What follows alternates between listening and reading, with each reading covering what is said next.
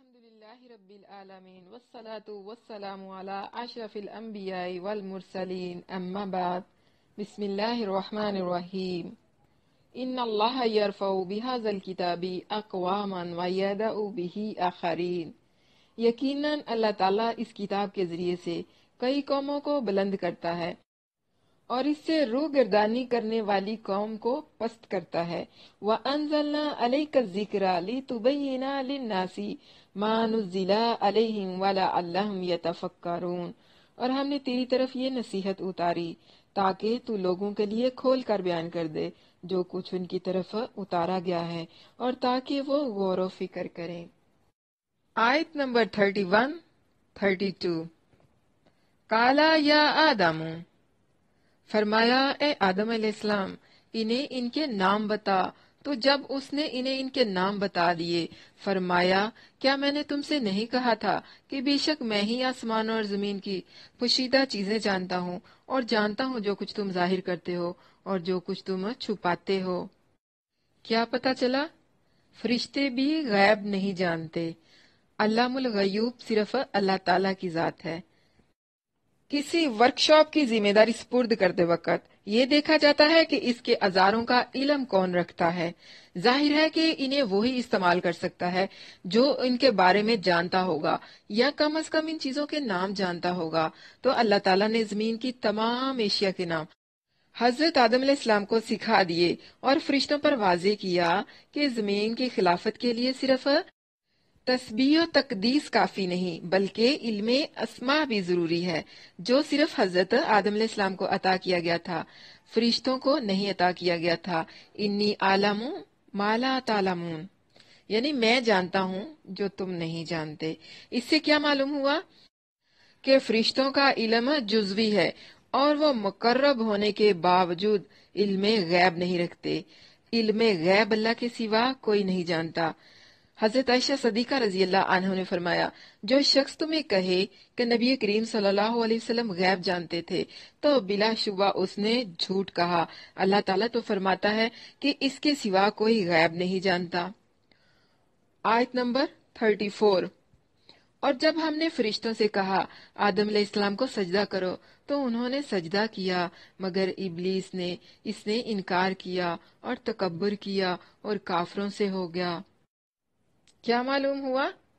حضرت آدم علیہ السلام کی فرشتوں پر فضیلت، یعنی حضرت آدم علیہ السلام کی پہلی فضیلت یہ ہے کہ اللہ تعالیٰ نے انہیں علم عطا فرمایا، اور دوسرا شرف ان کا کیا ہوا کہ انہیں سجدہ کروایا۔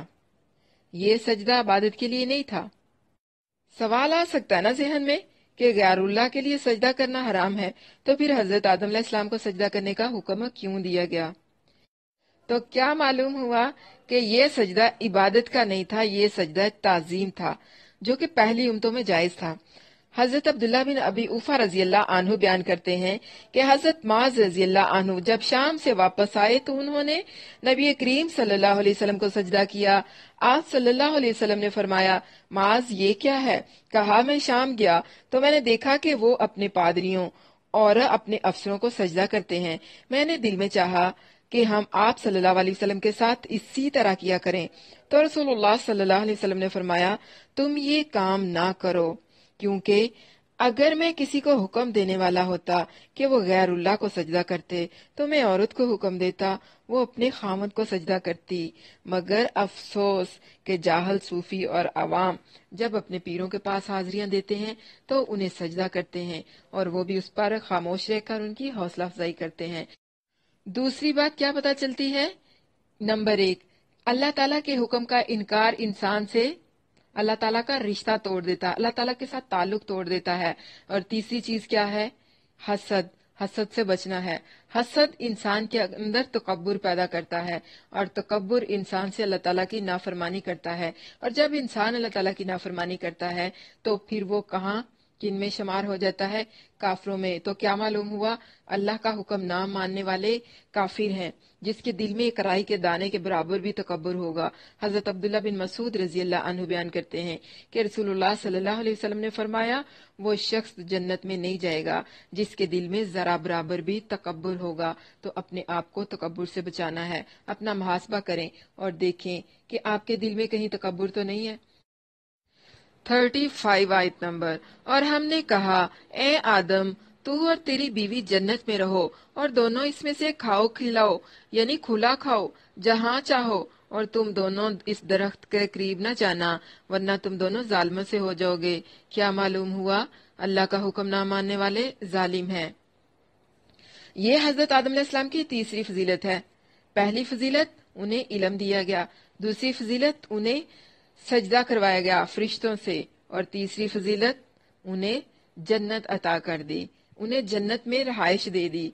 अल्लाह ताला ने हजरत आदम अलैहिस्सलाम को बनाया और फिर उन्हें जन्नत में रहाइश के लिए जगह दे दी, और फिर उनकी दिल लगी के लिए हजरत हवा को पैदा किया और कहा, क्या बाफरागत खाओ, मौज करो, ऐश करो, लेकिन इस दरख्त के करीब नहीं जाना।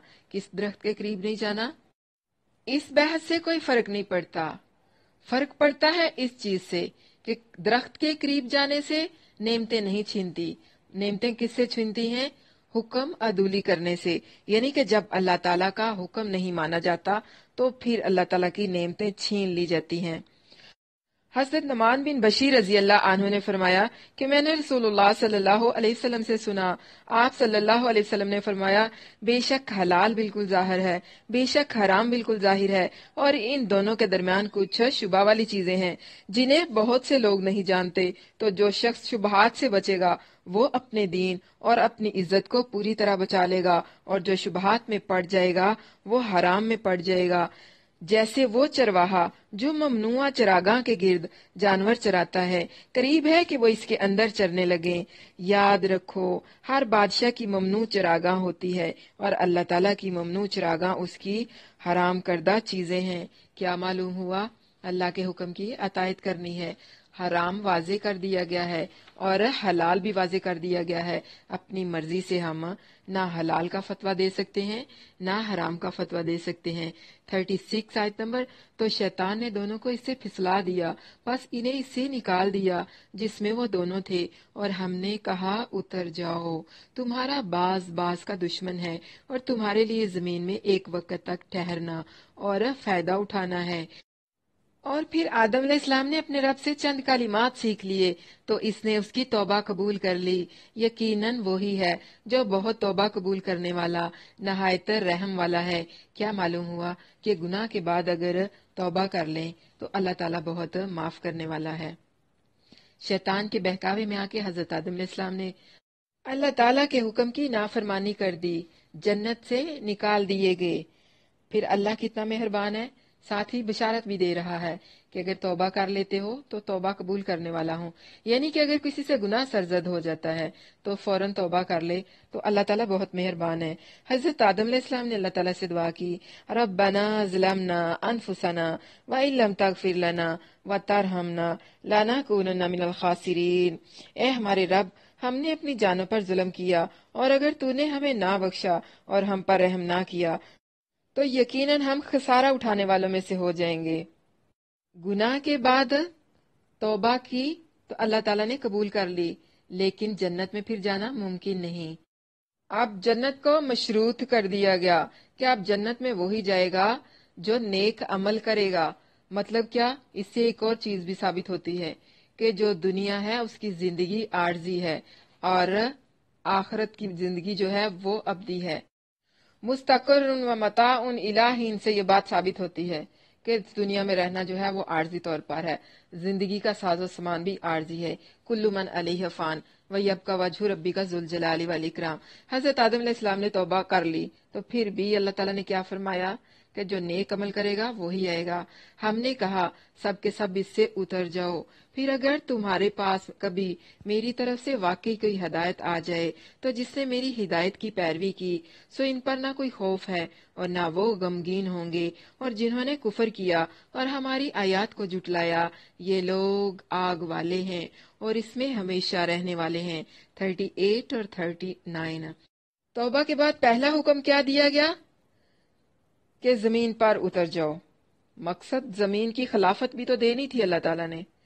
پھر ساتھ میں شرط لگا دی کہ تم نے جنت میں آنا ہے، تم اس جنت میں آؤ گے مگر ایک شرط کے ساتھ کہ تمہارے پاس میری طرف سے جو ہدایت آئے گی، جو اس کی پیروی کرے گا وہ جنت میں جائے گا، اور جو انکار کرے گا وہ جہنم میں جائے گا۔ معلوم کیا ہوا کہ جو اللہ کے حکم کی پیروی کرے گا وہی جنتی ہے، یعنی جنت میں واپسی کے لیے تمہیں اس ہدایت اور راستے پر چلنا ہوگا جو میری طرف سے تمہارے پاس آئے گی۔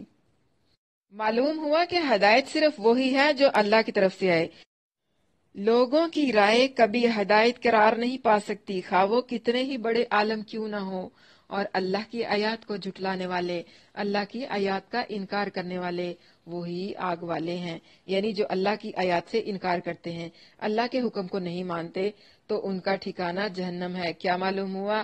فرما بردار جنت میں اور انکار کرنے والے جہنم میں جائیں گے۔ آیت نمبر 40۔ یا بنی اسرائیل، اے بنی اسرائیل میری نعمت کو یاد کرو جو میں نے تم پر انعام کی، اور تم میرا عہد پورا کرو، میں تمہارا عہد پورا کروں گا، اور صرف مجھ ہی سے ڈرو۔ اس سے پہلے یا ایھا الناس کے ساتھ تمام لوگوں کو دعوت تھی، اب یہاں پر خاص بنی اسرائیل کو خطاب دیا گیا ہے، کیونکہ اہل کتاب ہونے کی وجہ سے ان کا حق زیادہ ہے کہ وہ نبی کریم صلی اللہ علیہ وسلم پر ایمان لائیں۔ یہ خطاب کبھی انعامات یاد دلا کر اور کبھی ان کی نافرمانی اور بد عمالیوں پر ڈانٹ کے ساتھ ہے، اور کبھی ان سزاؤں کے ساتھ ذکر کیا گیا ہے جو ان کی نافرمانیوں کی وجہ سے ان کو دی گئی۔ اسرائیل حضرت یعقوب علیہ السلام کا دوسرا نام ہے، یعنی ان کا لقب ہے جس کے معنی ہے بندہ، اس لیے ان کی اولاد کو بنی اسرائیل کہا جاتا ہے۔ بنی اسرائیل میں سب سے پہلے پیغمبر حضرت یوسف علیہ السلام اور آخری پیغمبر حضرت عیسیٰ علیہ السلام تھے۔ آیت نمبر 41-42۔ میرا وعدہ پورا کرو، میں تمہارا وعدہ پورا کروں گا۔ کون سا وعدہ؟ نماز قائم کرو گے، زکوٰۃ دو گے، اور میرے رسولوں پر جن میں حضرت محمد صلی اللہ علیہ وسلم شامل ہیں ایمان لاؤ گے، ان کی مدد کرو گے، اور اللہ کو اچھا قرض دو گے۔ اور اللہ کا ان سے عہد کیا تھا کہ میں تمہارے ساتھ ہوں گا، اور تم سے تمہارے گناہ دور کر دوں گا، اور تمہیں جنتوں میں داخل کر دوں گا۔ کیا معلوم ہوا کہ اگر ہم اللہ کے ساتھ کیا گیا وعدہ پورا کرتے ہیں تو اللہ تعالیٰ ہمیں اس کے بدلے میں جنت عطا کرتے ہیں۔ بنی اسرائیل کو اس میں وارننگ دی گئی ہے کہ سدھر جاؤ، سنبھل جاؤ، اپنا وعدہ پورا کرو جو کیا ہے۔ وَإِيَّیَّ، اور مجھ ہی سے ڈرو، اور صرف مجھ ہی سے ڈرو۔ صرف اللہ کی ذات اس لائق ہے کہ اس سے ڈرا جائے، اس کے علاوہ دوسروں سے جو ڈرتا ہے وہ شرک کرتا ہے۔ لوگ کیا کہتے ہیں؟ بزرگ کی بات نہ مانی تو ہمیں یہ نقصان پہنچا دے گا، فلاں درگاہ پہ جا کر اگر بکرا نہ چڑھایا تو یہ نقصان ہو جائے گا، ادھر سے ڈر ادھر سے ڈر، اس کی بات نہ مانی تو یہ نقصان ہو جائے گا، اس کی بات نہ مانی تو وہ مجھ سے ناراض ہو جائے گا۔ یاد رکھیں، لوگوں کو خوش کرنے کے لیے اللہ کو ناراض کیا تو بہت مشکل میں پڑ جاؤ گے۔ آیت نمبر 41-42۔ اور اس پر ایمان لاؤ جو میں نے اتارا ہے، اس کی تصدیق کرنے والا ہے جو تمہارے پاس ہے، اور تم سب سے پہلے اس سے کفر کرنے والے نہ بنو، اور میری آیات کے بدلے تھوڑی قیمت مت لو، اور صرف مجھ ہی سے ڈرو، اور حق کو باطل کے ساتھ خلط ملط نہ کرو، اور نہ حق کو چھپاؤ جبکہ تم جانتے ہو۔ کیا معلوم ہوا کہ انکار کرنے والا کافر ہے۔ سب سے پہلے کافر نہ بن جانا، یعنی تم تو جانتے ہو کہ آپ صلی اللہ علیہ وسلم اللہ کے رسول ہیں، تو تمہیں سب سے پہلے ان پر ایمان لانا چاہیے تھا۔ اس کے برعکس تم اس کے ساتھ کفر کرتے ہو، انکار کرتے ہو، یعنی کہ جانتے بوجھتے کفر کر رہے ہو، ظلم کر رہے ہو۔ اپنے آپ پر ظلم نہ کرو، مطلب کیا؟ حق کی بات کو جھٹلانا خود پر ظلم کرنا ہوتا ہے۔ بے شک جو لوگ چھپاتے ہیں جو اللہ نے کتاب میں اتارا ہے اور اس کے بدلے تھوڑی قیمت حاصل کرتے ہیں، یہ لوگ اپنے پیٹوں میں آگ کے سوا کچھ نہیں کھا رہے، اور نہ اللہ ان سے قیامت کے دن بات کرے گا، اور نہ انہیں پاک کرے گا، اور ان کے لیے دردناک عذاب ہے۔ یہی لوگ ہیں جنہوں نے ہدایت کے بدلے گمراہی کو خرید لیا، اور عذاب کو بخشش کے بدلے خریدا، سو وہ آگ پر کس قدر صبر کرنے والے ہیں۔ وَإِذْ أَخَذَ اللَّهُ مِيثَاقَ الَّذِينَ أُوتُوا الْكِتَابَ لَا تُبَيِّنُنَّهُ لِلنَّاسِ وَلَا تَكْتُمُونَهُ فَنَبَذُوهُ وَرَاءَ ظُهُورِهِمْ وَاشْتَرَوْا بِهِ ثَمَنًا قَلِيلًا فَبِئْسَ مَا يَشْتَرُونَ۔ اور جب اللہ نے ان لوگوں سے پختہ عہد لیا جنہیں کتاب دی گئی کہ تم ہر صورت اسے لوگوں کے لیے صاف صاف بیان کرو گے، اسے نہیں چھپاؤ گے، تو انہوں نے اسے اپنی پیٹھوں کے پیچھے پھینک دیا اور اس کے بدلے میں تھوڑی سی قیمت لے لی، سو برا ہے جو وہ خریدتے ہیں۔ کیا معلوم ہوا؟ اللہ کی آیات میں رد و بدل کرنا، اللہ کے احکام میں رد و بدل کرنا، رشوت لے کر غلط فتوے دینا، یہ سب لوگ بھی اسی میں داخل ہیں۔ تھوڑی قیمت کا مطلب یہ نہیں ہے کہ زیادہ قیمت لے لو، بلکہ اس کا مطلب یہ ہے کہ آیات الہی کے بدلے میں پوری دنیا بھی ملے تو بھی وہ قلیل ہے۔ کل متاع الدنیا قلیل، کہہ دو کہ دنیا کا سامان بہت تھوڑا ہے۔ آیت نمبر 43-44، اور نماز قائم کرو اور زکوٰۃ دو اور رکوع کرنے والوں کے ساتھ رکوع کرو۔ کیا تم لوگوں کو نیکی کا حکم دیتے ہو اور اپنے آپ کو بھول جاتے ہو، حالانکہ تم کتاب پڑھتے ہو؟ تو کیا تم نہیں سمجھتے؟ یعنی اپنے عہد کے مطابق نبی کریم صلی اللہ علیہ وسلم پر ایمان لا کر کن باتوں کے کرنے کا حکم دیا گیا ہے؟ 3 کام کرنے کا حکم دیا گیا ہے۔ رسول اللہ صلی اللہ علیہ وسلم نے فرمایا، اس ذات کی قسم جس کے ہاتھ میں میری جان ہے، میں نے ارادہ کیا کہ ایندھن کا حکم دوں، وہ اکٹھا کیا جائے، پھر نماز کا حکم دوں، اس کے لیے اذان کہی جائے، پھر کسی آدمی کو حکم دوں کہ وہ لوگوں کی امامت کروائے، پھر ان آدمیوں کی طرف جاؤں جو نماز میں حاضر نہیں ہوتے اور ان سمیت ان کے گھروں کو جلا دوں۔ آیت نمبر 44، یعنی لوگوں کو تورات پر عمل کرنے کا حکم دیتے ہو اور خود بھول جاتے ہو، اپنے آپ کو نظر انداز کر دیتے ہو۔ یعنی ان کی کتابوں میں موجود تھا کہ اللہ کے نبی صلی اللہ علیہ وسلم آئیں گے اور قرآن بھی نازل ہوگا، لیکن وہ اس کو چھپاتے ہیں اور لوگوں کو کہتے ہیں کہ حق بات کرو۔ یعنی بنی اسرائیل کی یہ عادت تھی کہ لوگوں کو اللہ کی اطاعت اور نیکی کا حکم دیتے اور خود اس پر عمل نہ کرتے۔ یہاں انہیں ان کی کرتوت یاد دلا کر انہیں شرم دلائی جا رہی ہے۔ لما تقولون ما لا تفعلون، اور صبر اور نماز کے ساتھ مدد طلب کرو، اور بلا شبہ وہ یقیناً بہت بڑی ہے مگر ان عاجزی کرنے والوں پر۔ کیا معلوم ہوا؟ نماز منافقین پر بہت بھاری ہے اور عاجزی کرنے والوں پر بہت ہی آسان۔ حکم کیا دیا جا رہا ہے؟ مدد کس سے مانگنی ہے؟ صبر اور نماز کے ساتھ۔ ہم کیا کرتے ہیں؟ ہم دوسروں کی طرف بھاگنا شروع کر دیتے ہیں، فلاں پیر کے پاس چلے جاؤ، فلاں بہت پہنچا ہوا ہے، فلاں کرنیوں والا ہے، فلاں غوث اعظم ہے۔ ہم دوسروں سے مدد مانگنا شروع کر دیتے ہیں۔ دیکھیں، صبر 3 قسم کا ہے: مصیبت پر صبر کرنا، اللہ کی اطاعت پر صبر کرنا، اور اللہ کی نافرمانی سے بچنے پر صبر کرنا۔ آیت نمبر 46-47، جو یقین رکھتے ہیں کہ بے شک وہ اپنے رب سے ملنے والے ہیں اور یہ کہ بے شک وہ اسی کی طرف لوٹنے والے ہیں۔ اے بنی اسرائیل، میری نعمت یاد کرو جو میں نے تم پر کی، اور یہ کہ بلا شبہ میں نے ہی تمہیں جہانوں پر فضیلت بخشی۔ دوسری وارننگ آ گئی ہے۔ آیت نمبر 47، پہلی وارننگ آیت نمبر 40 میں تھی، دوسری وارننگ آ گئی ہے 47 میں۔ کیا کہا جا رہا ہے؟ اپنا مقام پہچانو۔ نماز کی پابندی ویسے تو ایک نہایت ہی مشکل ذمہ داری ہے، مگر جن کے دلوں میں اللہ کا خوف اور آخرت کا یقین ہو ان پر یہ بالکل بھی بھاری نہیں ہوتی۔ بنی اسرائیل کو دوبارہ مخاطب کر کے وارننگ دی جا رہی ہے کہ اپنی بےہودگیوں سے باز آ جاؤ، اللہ کے نبی صلی اللہ علیہ وسلم کی مخالفت اور دوسری بےہودگیاں چھوڑ دو۔ جہانوں پر فضیلت بخشی، اس سے مراد پہلے زمانے کے لوگ تھے، اور جب رسول اللہ صلی اللہ علیہ وسلم تشریف لائے تو یہ فضیلت کنتم خیر امت کہہ کر امت محمدیہ صلی اللہ علیہ وسلم کو دے دی گئی۔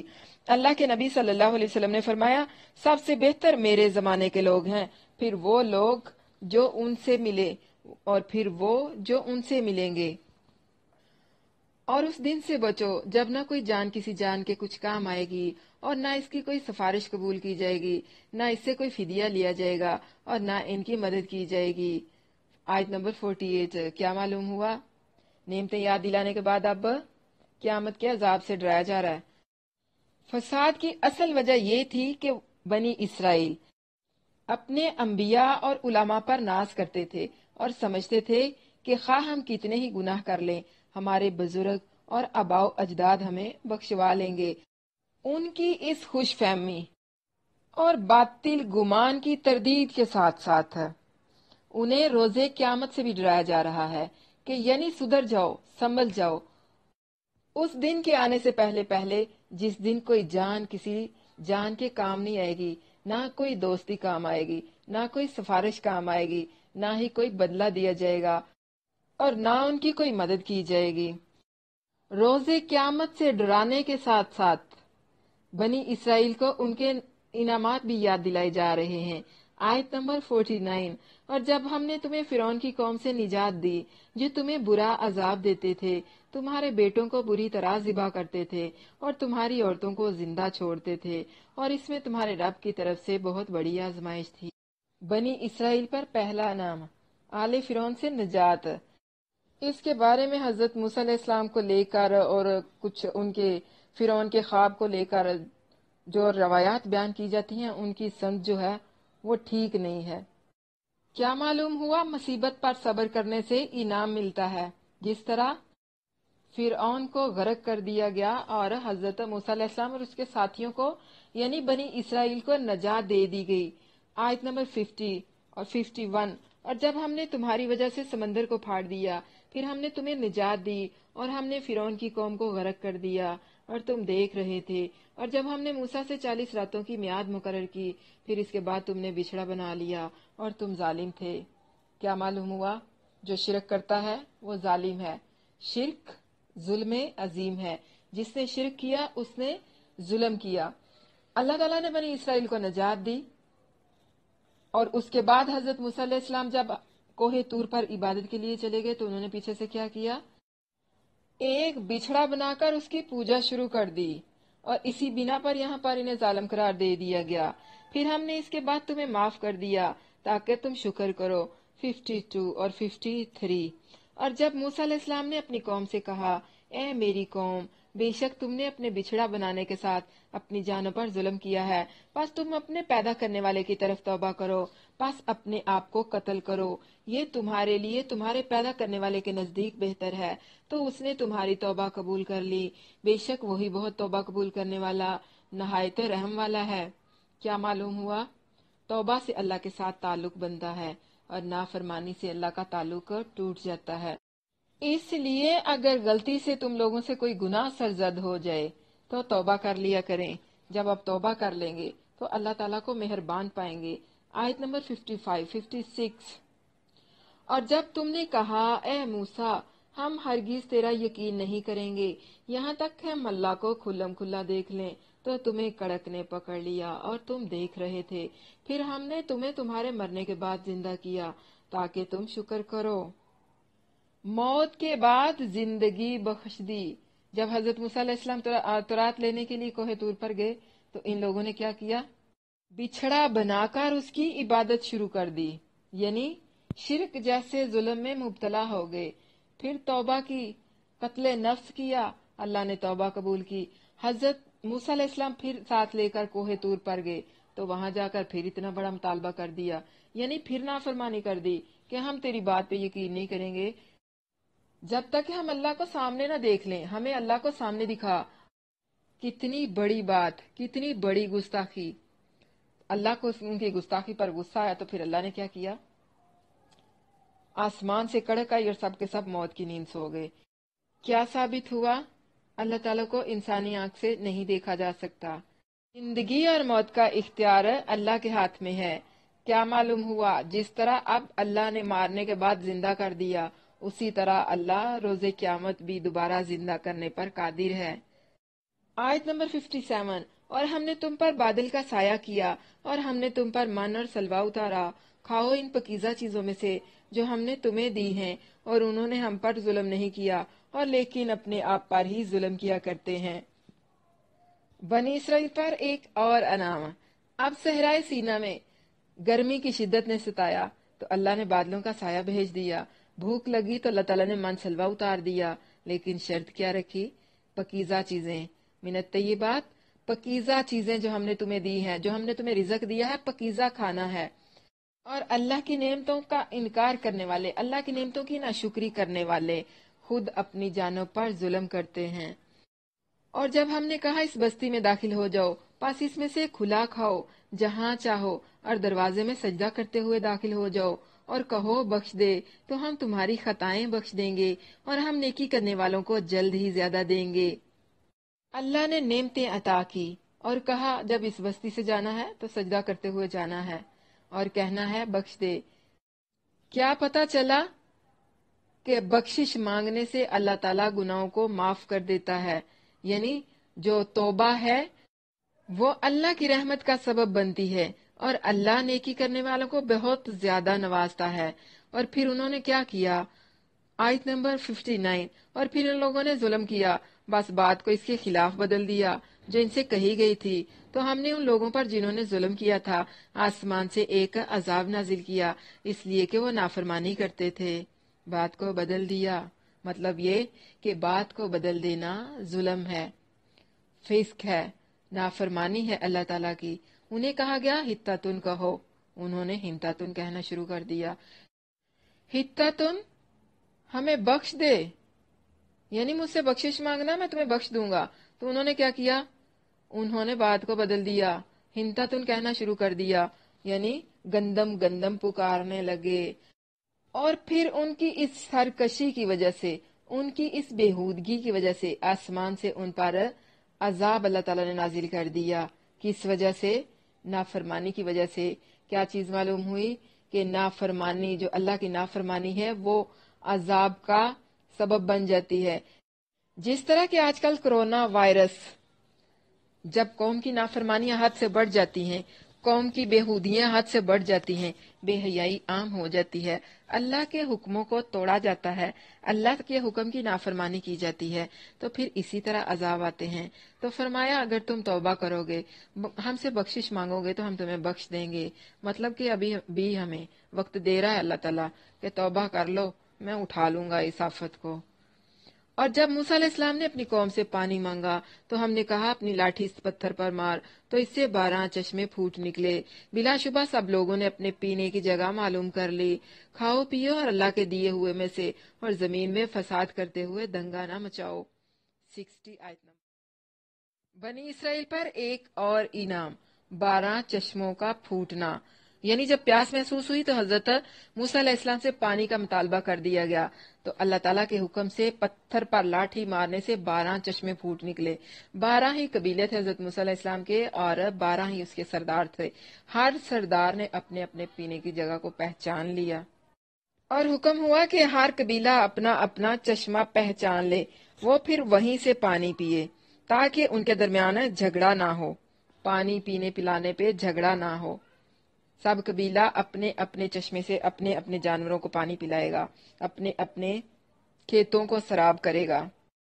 क्या मालूम हुआ कि जबरदस्ती दूसरों की चीज पर कब्जा करना फसाद का बाइस बनता है।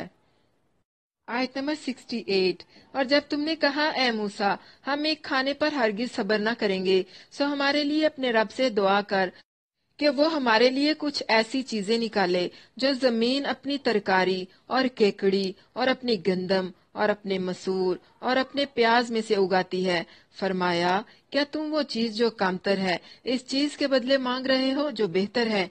किसी शहर में जा उतरो तो यकीनन तुम्हारे लिए वो कुछ होगा जो तुमने मांगा। और इन पर जिल्लत और मोहताजी मुसल्लत कर दी गई और वो अल्लाह की तरफ से भारी गजब के साथ लौटे।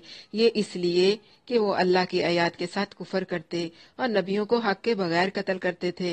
ये इसलिए कि उन्होंने नाफरमानी की और वो हद से गुजरे थे। क्या मालूम हुआ कितनी नाफरमान और सुस्त कौम थी कि दुआ भी खुद नहीं करनी, अपने नबी से कह रहे हैं कि तुम दुआ करो।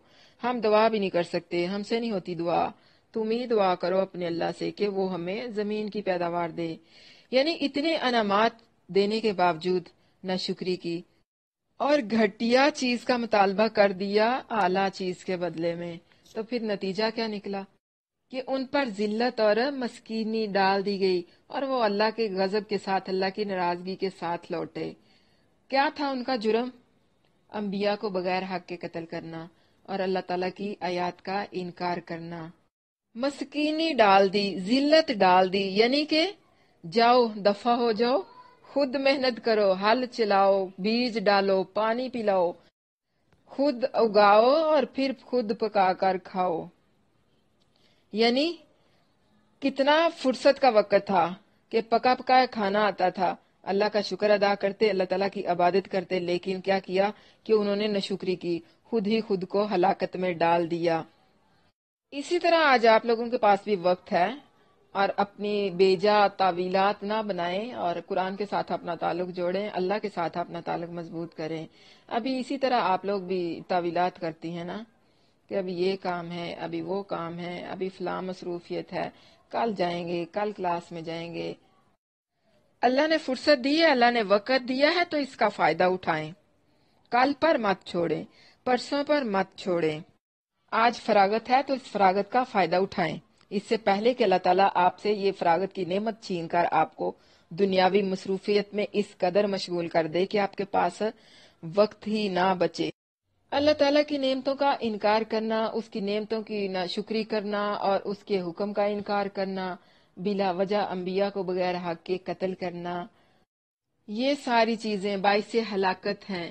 بے شک جو لوگ ایمان لائے اور جو یہودی بنے اور نصارہ اور صابی، جو بھی اللہ اور یوم آخرت پر ایمان لائے گا اور نیک عمل کرے گا، تو ان کے لیے ان کا اجر ان کے رب کے پاس ہے، اور نہ ان پر کوئی خوف ہے اور نہ وہ غمگین ہوں گے۔ کیا معلوم ہوا کہ نیک عمل کرنے پر اللہ تعالیٰ جنت عطا کرے گا، چاہے کوئی یہودی ہو، عیسائی ہو، بے دین ہو، جو بھی اللہ پر ایمان لائے گا، روز آخرت پر ایمان لائے گا، پھر نیک عمل کرے گا، تو اللہ تعالیٰ انہیں جنتوں میں لے جائے گا، ایسی جنت میں جہاں ان پر نہ کوئی غم ہوگا اور نہ کوئی خوف ہوگا۔ کس وجہ سے؟ نیک اعمال کی وجہ سے۔ آیت نمبر 63، اور جب ہم نے تمہارا پختہ عہد لیا اور تمہارے اوپر پہاڑ کو بلند کیا، پکڑو قوت کے ساتھ جو ہم نے تمہیں دیا ہے، اور جو اس میں ہے اسے یاد کرو تاکہ تم بچ جاؤ۔ جب لوگ اپنی نافرمانی اور سرکشی میں حد سے بڑھ جاتے ہیں تو پھر اسی طرح اللہ تعالیٰ ان پر عذاب بھیج دیتے ہیں، جس طرح کہ یہاں آج کل کرونا وائرس آیا ہے، یہ سب ہماری نافرمانیوں کی وجہ سے ہے۔ اللہ تعالیٰ نے بنی اسرائیل سے تورات پر عمل کرنے کا عہد لیتے ہوئے ایک بڑا خوفناک منظر پیدا فرما دیا تاکہ وہ دل سے عہد کر لیں، یعنی طور پہاڑ اس کو اٹھا کر ان کے سروں پر مسلط کر دیا، اور وہ ایسے لگ رہا تھا کہ جیسے ابھی ان کے اوپر گر جائے گا۔ اس کو دیکھتے ہی سب کے سب سجدے میں گر گئے اور کنکھیوں سے اوپر نظریں اٹھا اٹھا کے دیکھتے تھے کہ بس ابھی گرا، کہ بس ابھی گرا، اس لیے کہ وہ دل سے عہد کر لیں۔ یہ 10ویں نعمت ہے جو اللہ تعالیٰ نے بنی اسرائیل کو دی تھی۔ اس وقت موت کے ڈر سے سب نے عہد کر لیا۔ پھر کیا ہوا؟ آیت نمبر 64، پھر تم اس کے بعد پھر گئے، تو اگر تم پر اللہ کا فضل اور اس کی رحمت نہ ہوتی تو یقیناً تم خسارہ اٹھانے والوں میں سے ہو جاتے۔ سارے عہد و پیمان کے بعد انہوں نے بہت ساری باتوں میں تورات سے کنارہ کشی اختیار کر لی، تورات میں تحریف کی، آیات کو چھپایا، انبیاء کے احکام کی نافرمانی کی، بعض کو جھٹلا دیا، بعض کو قتل کر دیا، اور پھر میدان طیہ میں عجیب و غریب نعمتوں کے مشاہدے بھی کیے۔ اس کے باوجود بار بار حضرت موسیٰ پر اعتراض کیے، ان کی حکم عدولی کی، انہیں سخت ایذا پہنچائی۔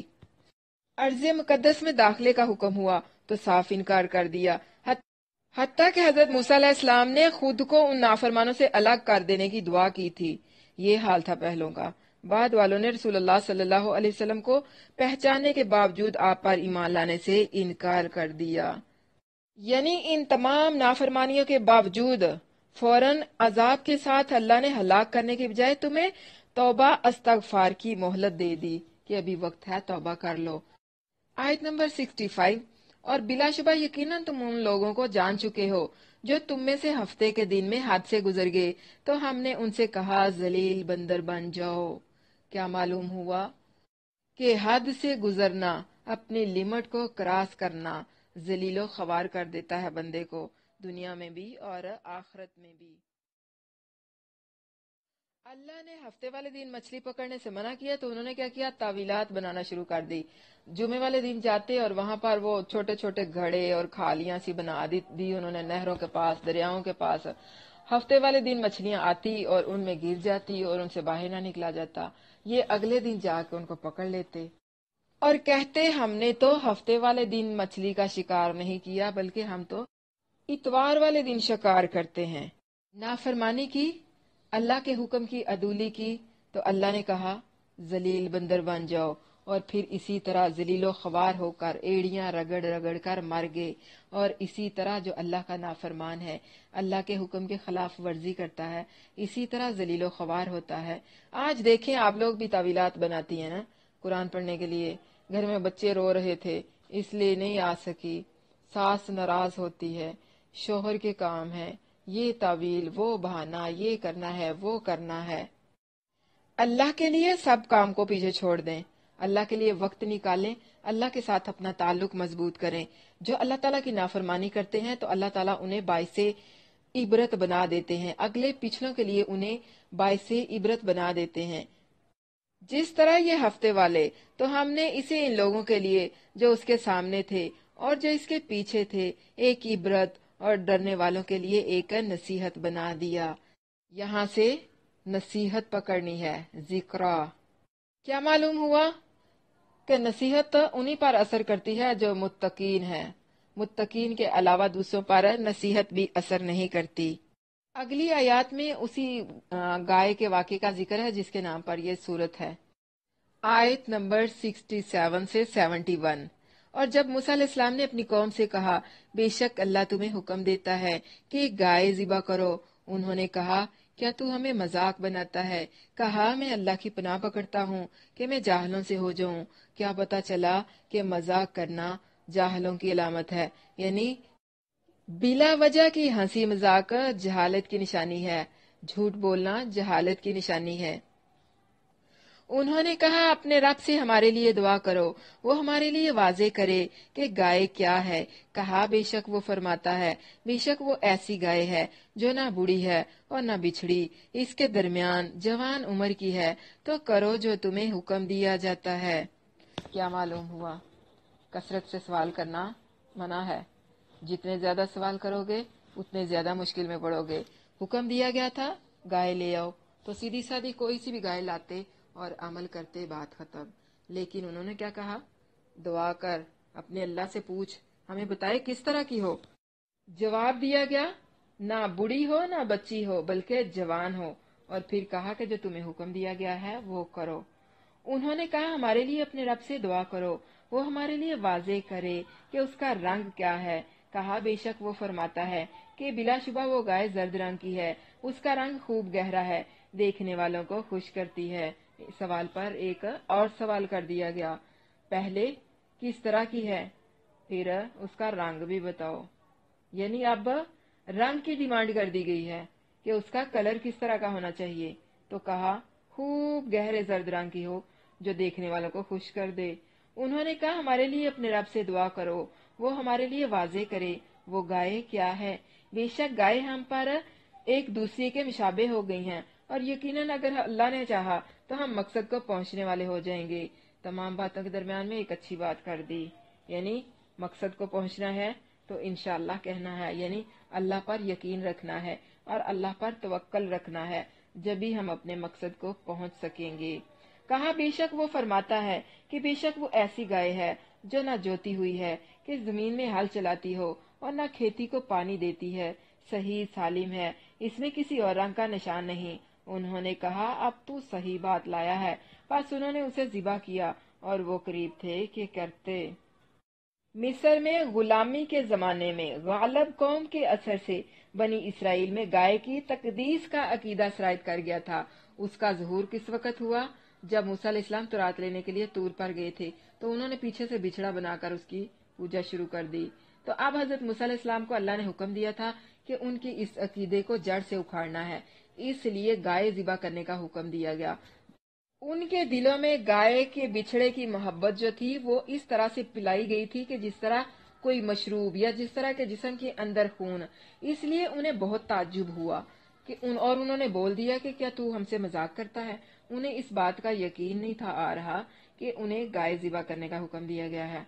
जिस तरह के इन दिनों में भी, जैसे कि हिंदुस्तान में गाय को मुकद्दस समझते हैं, उसकी बहुत तकदीस करते हैं, उसकी इबादत करते हैं, उसका पेशाब और उसका गोबर जो है उसे तबर्रक के तौर पर लेते हैं और कहते हैं कि ये बहुत मुकद्दस है और उसके ज़िबा करने पर भी पाबंदी लगी हुई है। तो उनके इस गलत अकीदे को जड़ से उखाड़ना था, इसलिए उन्हें हुक्म दिया गया कि गाय को ज़िबा करो। इस वाक़े से पता चलता है कि बेजा सवालात की कबाहत बहुत ज्यादा है। अमल पर आमादा इंसान जो है वो ज्यादा सवालात करते ही नहीं, ज्यादा सवालात करते ही वो हैं जो काम नहीं करना चाहते और फिर अमल से बचने के लिए बेजा तावीलात करते हैं। ला तसअलू अन आशिया इन तुब्दा लकुम तसूकुम। सूरत माइदा की आयत नंबर 101 में फरमाने वाली ताला है ना, इन चीजों के बारे में सवाल मत करो जो अगर जाहिर कर दी जाएं तो तुम्हें बहुत बुरी लगे। मतलब ये कि जिन चीजों पर पर्दा रख दिया गया है उनके बारे में फजूल सवाल न करें। ये भी हो सकता है कि जब वो आप पर जाहिर कर दी जाए तो आपको बहुत बुरी लगे।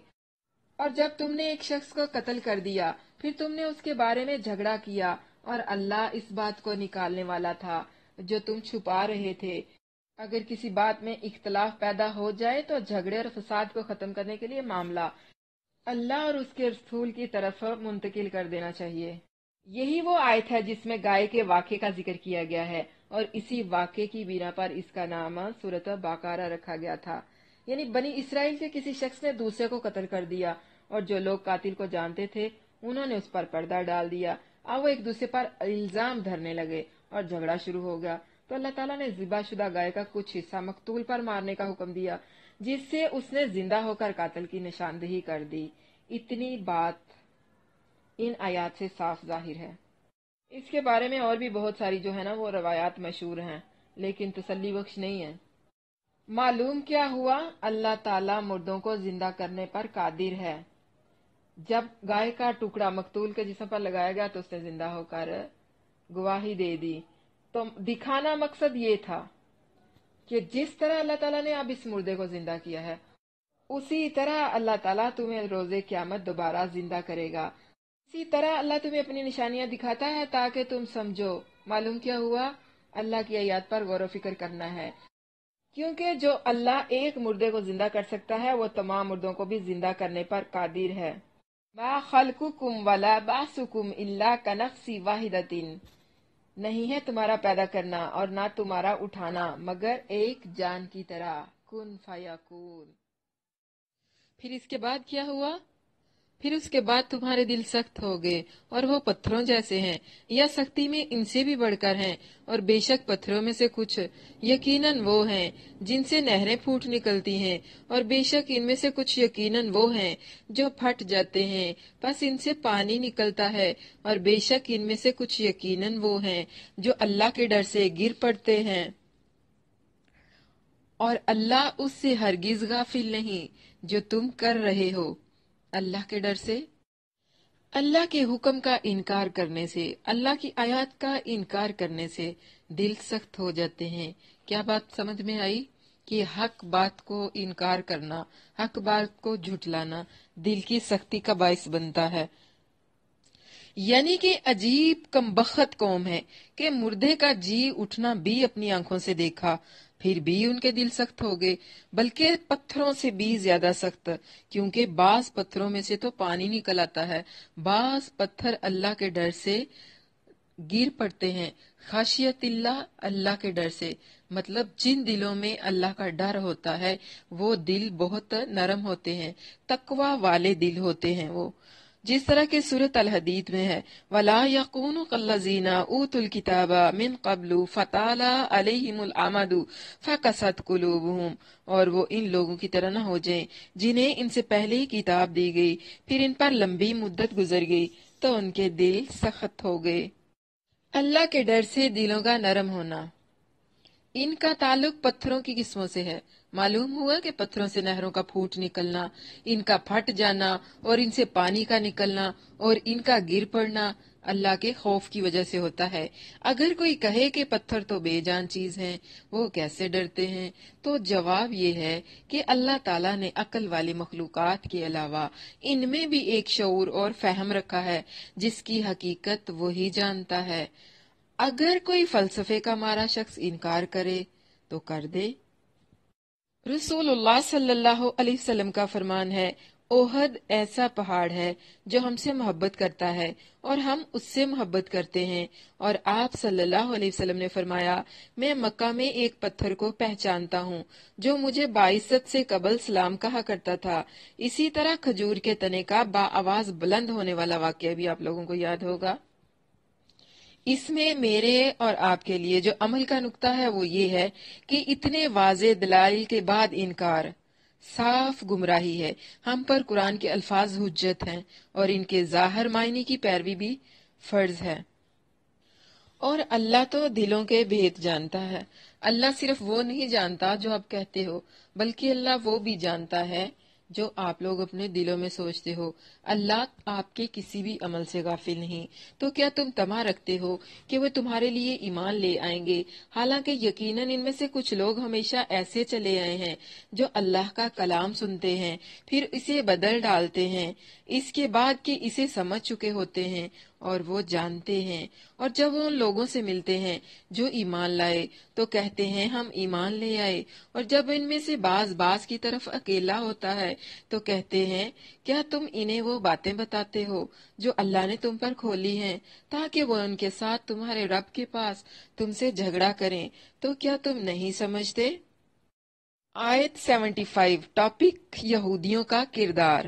یہ خطاب مسلمانوں سے ہے کہ یہود سے تو ایمان کی توقع بے سود ہے۔ ان کے پہلے بزرگ یہ ہیں کہ وہ دیدہ و دانستہ اللہ کے کلام یعنی کہ تورات میں تحریف کر ڈالتے تھے، ان کے معنی بدل ڈالتے تھے، غلط تعویلوں سے معنی تبدیل کرنے کی کوشش کرتے تھے، تورات کی آیات کو بدل ڈالا۔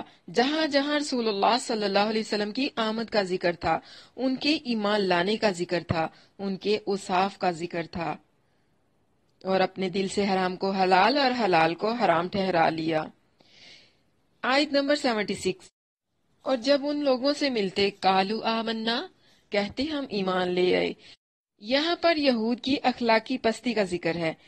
مسلمانوں سے ملتے تو کہتے ہم ایمان لے آئے ہیں، اور جب ان میں سے بعض کی طرف اکیلا ہوتا تو کہتے ہیں کیا تم انہیں وہ باتیں بتاتے ہو جو اللہ نے تم پر کھولی ہیں تاکہ وہ ان کے ساتھ تمہارے رب کے پاس تم سے جھگڑا کریں، تو کیا تم نہیں سمجھتے؟ یعنی جب ایمان والوں سے ملتے تو ازراہ نفاق اور خوشامد وہ ان کو ان پیشن گوئیوں کے بارے میں بتا دیتے جو ان کی کتابوں میں اللہ کے رسول صلی اللہ علیہ وسلم اور قرآن مجید کے بارے میں تھی، لیکن جب وہ آپس میں ملتے تو ایک دوسرے کو ملامت کرتے کہ تم مسلمانوں کو وہ باتیں کیوں بتاتے ہو جو اللہ نے صرف تمہیں کو بتائی ہیں، کیا تم نہیں سمجھتے؟ یعنی کیا تمہیں عقل نہیں ہے؟ حالانکہ اللہ جانتا ہے، اور کیا وہ نہیں جانتے کہ بے شک اللہ جانتا ہے جو وہ چھپاتے ہیں اور جو ظاہر کرتے ہیں۔ تو سمجھ میں کیا آیا؟ اللہ پوشیدہ اور ظاہر تمام باتوں کا جاننے والا ہے، اس سے کچھ بھی پوشیدہ نہیں ہے۔ اور ان میں سے کچھ ان پڑھ ہیں جو کتاب کا علم نہیں رکھتے سوائے چند آرزوؤں کے، اور وہ اس کے سوا کچھ نہیں کہ گمان کرتے ہیں۔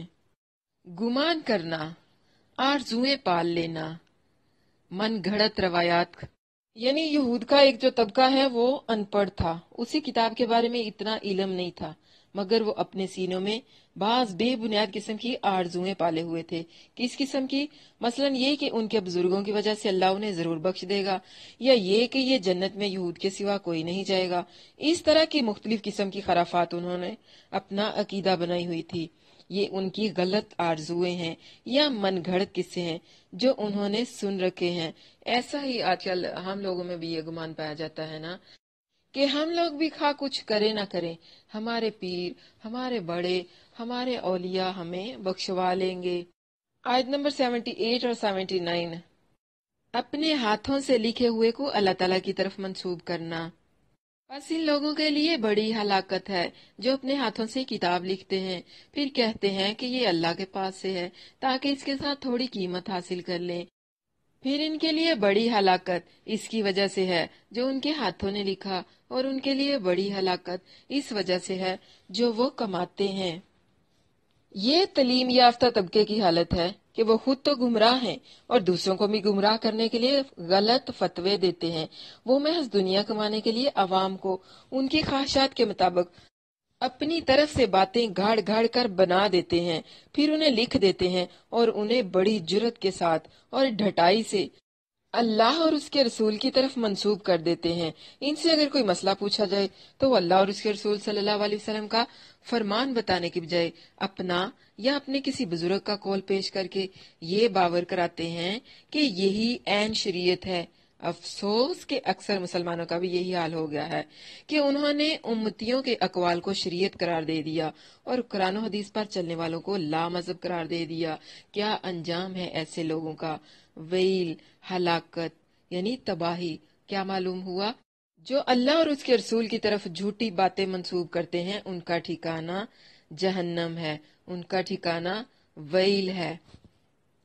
हजरत इब्ने अब्बास रजी अल्लाह अन्हु ने फरमाया, तुम अहले किताब से किसी भी खबर के मतलब क्यों पूछते हो जबकि तुम्हारी किताब जो अल्लाह के रसूल सल्लल्लाहु अलैहि वसल्लम पर नाजिल की गई सबसे नई है। तुम इसे खालिस और हर तरह की मिलावट से पाक पढ़ते हो, हालांकि अल्लाह ताला ने तुम्हें बताया है कि अहले किताब ने अपनी किताब को बदल दिया है और उन्होंने अपने हाथों से किताब लिखकर कहा है ये अल्लाह की तरफ से है ताकि इसके जरिए से दुनिया का थोड़ा सा माल कमा लें। क्या तुम्हारे पास जो इल्म आया है वो तुम्हें इनसे दरियाफ्त करने से रोकता नहीं? कसम है अल्लाह की, हमने उनमें से किसी शख्स को नहीं देखा कि वो तुमसे इस चीज के बारे में दरियाफ्त करता हो जो तुम पर नाजिल की गई है। आयत नंबर 80, यहूद की खुशफहमियां। और उन्होंने कहा हमें आग हरगिज नहीं छुएगी मगर गिने हुए चंद दिन। कह दे, क्या तुमने अल्लाह के पास कोई अहद ले रखा है तो अल्लाह कभी अपने वादे के खिलाफ नहीं करेगा, या तुम अल्लाह पर वो बात कहते हो जो तुम नहीं जानते। खुशफहमियां कि हम जहन्नम में नहीं जाएंगे, अगर गए तो सिर्फ चंद दिन, फिर उसके बाद अल्लाह हमें वहां से निकाल लेगा, यानी हम अल्लाह के चहीते हैं, हम आग में नहीं जाएंगे। कहा, ए नबी सल्लल्लाहु अलैहि वसल्लम, इनसे जरा पूछो तो सही, क्या तुमने अल्लाह से कोई अहद ले रखा है या फिर तुम अल्लाह पर वो बात कहते हो जो तुम नहीं जानते?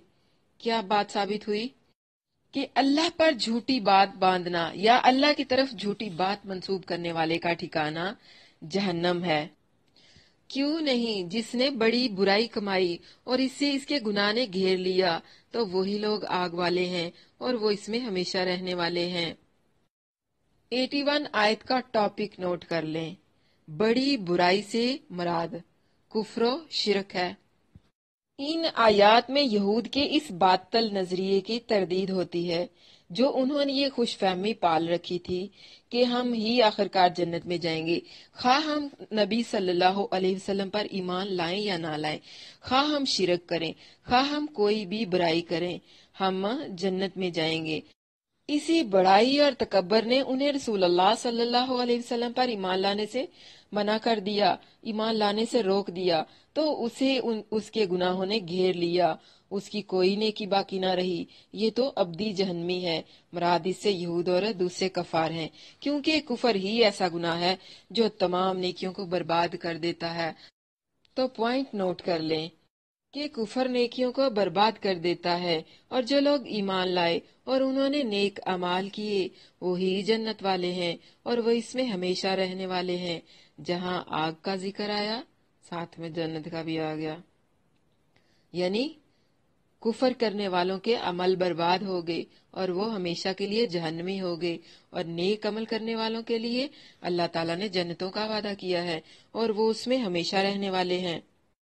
कुफर पर वईद के बाद अहले ईमान और नेक अमल करने पर अल्लाह ताला की बिशारत है, और ये कुरान का बहुत ही खूबसूरत अंदाज है कि बिशारत और नजारत दोनों इकट्ठी जिक्र होती हैं।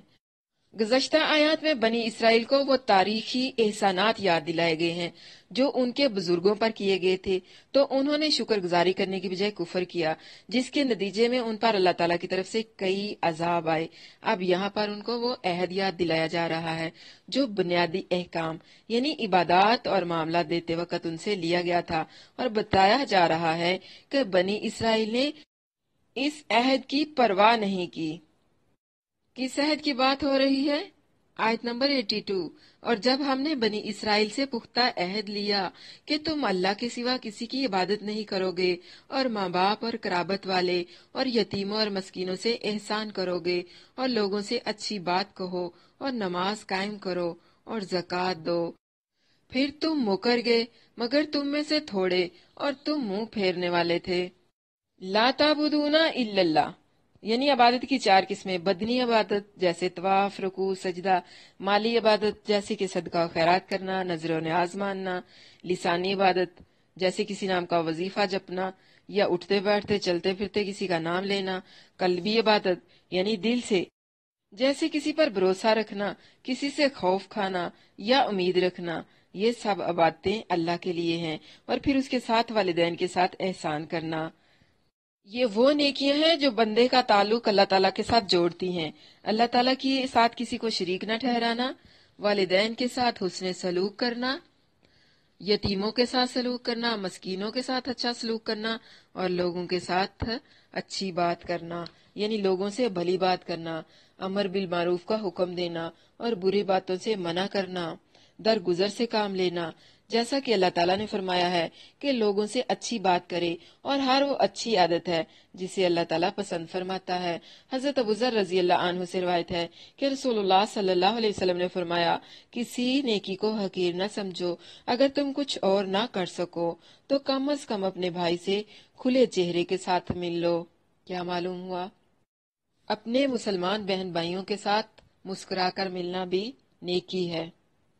और नमाज कायम करना और ज़कात देना। और जब हमने तुमसे पुख्ता अहद लिया कि तुम अपने खून नहीं बहाओगे और न अपने आप को अपने घरों से निकालोगे, फिर तुमने इकरार किया और तुम खुद शहादत देते हो, फिर तुम ही वो लोग हो कि अपने आप को कत्ल करते हो और अपने में से एक गिरोह को उनके घरों से निकालते हो, उनके खिलाफ एक दूसरे की मदद गुनाह और ज्यादती के साथ करते हो, और अगर वो कैदी होकर तुम्हारे पास आए तो इनका फिदिया देते हो, हालांकि असल ये है कि उनका निकालना तुम पर हराम है। फिर क्या तुम किताब के बाज पर ईमान लाते हो और बाज हिस्से के साथ कुफर करते हो? तो इस शख्स की जजा जो तुम में से ये करे, इसके सिवा क्या है कि दुनिया की जिंदगी में रुसवाई हो और क्यामत के दिन वो सख्त तरीन अजाब की तरफ लौटाए जाएंगे, और अल्लाह हरगिज उससे गाफिल नहीं। जो तुम कर रहे हो, यही लोग हैं जिन्होंने दुनिया की जिंदगी आखिरत के बदले खरीदी, सो न इनसे अजाब हल्का किया जाएगा और न इनकी मदद की जाएगी। क्या मालूम हुआ? अल्लाह को आधा नहीं पूरा दीन लेना पसंद है। यानी ऐसा नहीं करना कि ला इलाहा इल्लल्लाह भी कह दिया और शिर्क भी किए जा रहे हैं, अल्लाह के नबी सल्लल्लाहु अलैहि वसल्लम से मोहब्बत का दावा भी करते हैं और साथ उनकी सुन्नत की खिलाफ वर्जी भी करते हैं। ये कैसा ईमान है तुम्हारा कि किताब के एक हिस्से पर ईमान लाते हो और दूसरे को छोड़ देते हो? एक दूसरे का खून न बहाना, एक दूसरे को घरों से नहीं निकालना, एक दूसरे के खिलाफ मदद नहीं करनी, कैदी को फिदिया देकर छुड़ा लेना, मगर वो सिर्फ फिदिया पर अमल करते और बाकी तीनों की मुखालफत करते और बिला झिझक इसका इर्तिकाब करते। याद रखें, अल्लाह को जिद्दी और सरकश लोग पसंद नहीं है। ये वो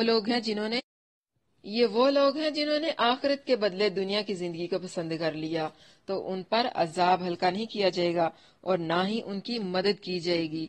उनके लिए दुनिया में भी रुसवाई है और आखिरत में भी अल्लाह ने उनके लिए दर्दनाक अजाब तैयार कर रखा है।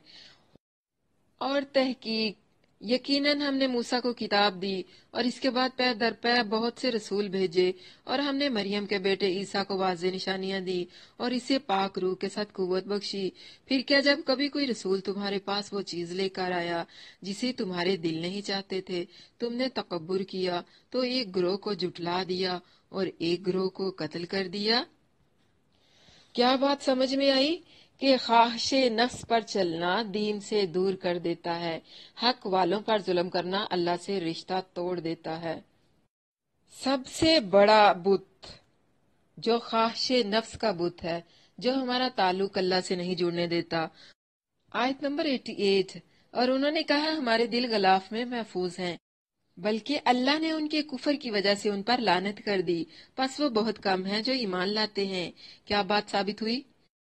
अल्लाह की रहमत से दूरी दिलों पर गलाफ का सबब बनती है। और जब उनके पास अल्लाह के यहाँ से एक किताब आई जो इसकी तस्दीक करने वाली है, जो उनके पास है, हालांकि वो इससे पहले इन लोगों पर फतह तलब किया करते थे जिन्होंने कुफर किया, फिर जब इनके पास वो चीज आ गई जिसे उन्होंने पहचान लिया तो उन्होंने इसके साथ कुफर किया, बस काफरों पर अल्लाह की लानत है।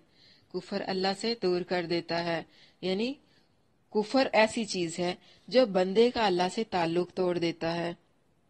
हसद और कुफर अल्लाह की लानत का सबब बनते हैं। इसी हसद की वजह से उन्होंने रसूलुल्लाह सल्लल्लाहु अलैहि वसल्लम को पहचानने के बाद इनकार कर दिया कि हम इन्हें नहीं जानते, ये वो नहीं है जिनका जिक्र हमारी किताबों में किया जाता था। हालांकि इससे पहले वो दुआएं मांगा करते थे अल्लाह ताला से कि जिस नबी का, जिस रसूल का जिक्र हमारी किताब में मौजूद है, अल्लाह उसको जल्दी से भेज दे ताकि हम उसके साथ मिलकर अपने दुश्मनों पर गलबा हासिल करें। बुरी है वो चीज जिसके बदले उन्होंने अपने आप को बेच डाला कि इस चीज का इनकार कर दें जो अल्लाह ने नाजिल फरमाई, इस जिद से कि अल्लाह अपना फजल कुछ अपने बंदों में से जिस पर चाहता है नाजिल करता है, बस वो गजब पर गजब लेकर लौटे और काफरों के लिए रुसवा करने वाला अजाब है। क्या मालूम हुआ? हसद से रिश्ते टूट जाते हैं, यानी हसद वो चीज है जो रिश्ते तोड़ देता है। हसद अल्लाह के गजब की वजह बनता है।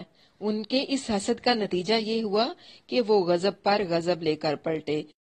पहले जराइम जैसे कि बिछड़े की इबादत करना, तुरात में तहरीफ करना, रसूलों का कत्ल करना, हजरत ईसा अलैहिस्सलाम की तकजीब करना और फिर सबसे बढ़कर अल्लाह के नबी सल्लल्लाहु अलैहि वसल्लम को झुटला देना, तो ये मजीद गजब का निशाना बन गए, यानी गजब पर गजब लेकर लौटे। इन पर एक बार नहीं बार बार गजब नाजिल हुआ। हमारे लिए इसमें क्या सबक है कि हसद नेकियों को बर्बाद कर देता है। और जब उनसे कहा जाता है इस पर ईमान लाओ जो अल्लाह ने नाजल फरमाया है, तो कहते हैं हम इस पर ईमान रखते हैं जो हम पर नाजल किया गया, और जो इसके अलावा है इसे वो नहीं मानते, हालांकि वही हक है, इसकी तस्दीक करने वाला है जो इनके पास है। कह दे फिर इससे पहले तुम अल्लाह के नबियों को क्यों कत्ल किया करते थे अगर तुम मोमन थे, और बिलाशुबा यकीनन मूसा अलैहिस्सलाम तुम्हारे पास वाज़ेह निशानियां लेकर आया, फिर तुमने इसके बाद बिछड़ा बना लिया और तुम जालिम थे। और जब हमने तुमसे पुख्ता वादा लिया और तुम्हारे ऊपर पहाड़ को बुलंद किया, पकड़ो कुव्वत के साथ जो हमने तुम्हें दिया है और सुनो। उन्होंने कहा हमने सुना और नहीं माना, और उनके कुफर की वजह से उनके दिलों में इस बछड़े की मोहब्बत पिला दी गई। कह दे बुरी चीज है जिसका हुक्म तुम्हें तुम्हारा ईमान देता है अगर तुम मोमन हो। दोबारा वही बात दोहराएगी ये खुजूमा आतैनाकुम बिकुव्वा, यानी कुव्वत के साथ पकड़ो।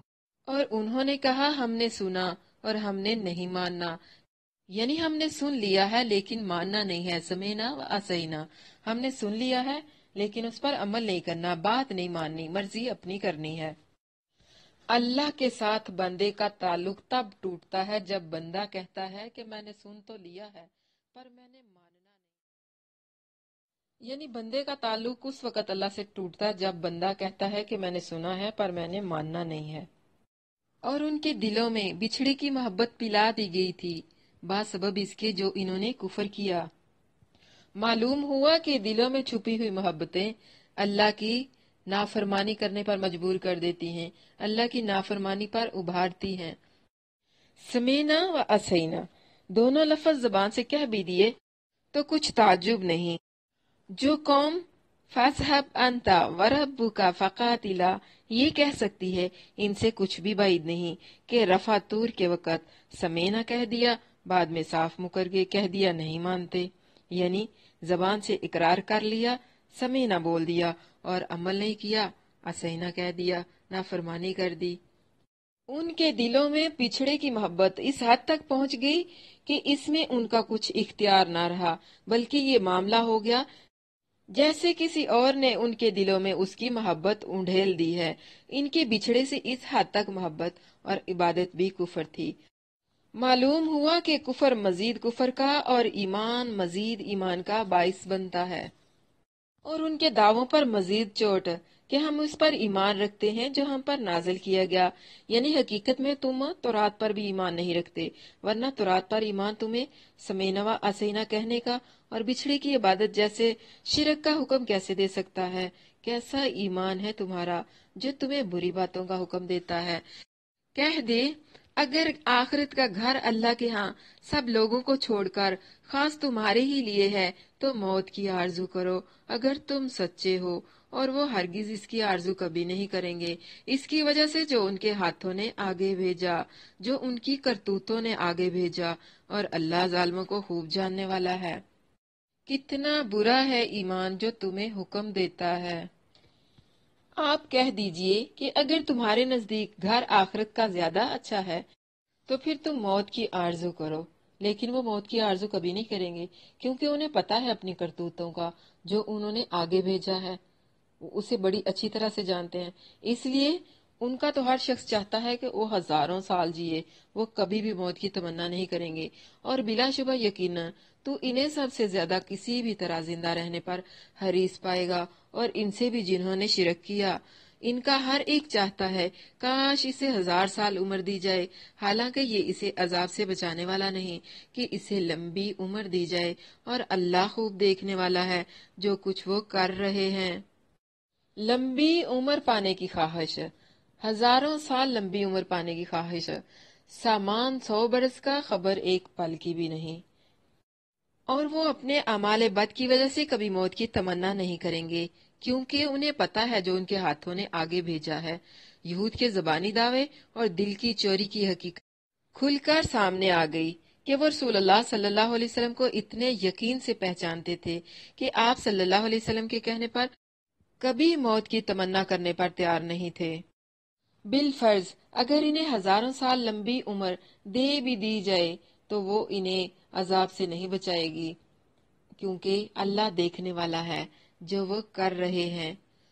کہہ دے جو کوئی جبریل کا دشمن ہو تو بے شک اس نے تیرے دل پر اللہ کے حکم سے اتارا ہے، اس کی تصدیق کرنے والا ہے جو اس سے پہلے ہے، اور مومنوں کے لیے سراسر ہدایت اور خوشخبری ہے۔ جو کوئی اللہ اور اس کے فرشتوں اور اس کے رسولوں اور جبرائیل اور میکائیل کا دشمن ہو تو بے شک اللہ سب کافروں کا دشمن ہے۔ اللہ والوں سے دشمنی اللہ کے ساتھ دشمنی ہے۔ یہود رسول اللہ صلی اللہ علیہ وسلم کی عداوت میں یہاں تک چلے گئے کہ انہوں نے جبرائیل علیہ السلام کو بھی اپنا دشمن قرار دے دیا، کیونکہ وہی آپ صلی اللہ علیہ وسلم پر وحی لے کر آتے تھے، جبکہ ان کے خیال میں انہیں بنی اسرائیل کے کسی شخص پر وحی لے کر آنا چاہیے تھا۔ اس کے لیے انہوں نے ایک بہانہ بنایا۔ حضرت ابن عباس رضی اللہ عنہ نے فرمایا کہ یہودی رسول اللہ صلی اللہ علیہ وسلم کے پاس آئے اور کہنے لگے، اے ابو القاسم، ہم آپ سے چند سوال کرتے ہیں، اگر آپ نے ان کا صحیح جواب دے دیا تو ہم پہچان جائیں گے کہ آپ واقعی نبی ہیں اور آپ کے پیروکار بن جائیں گے۔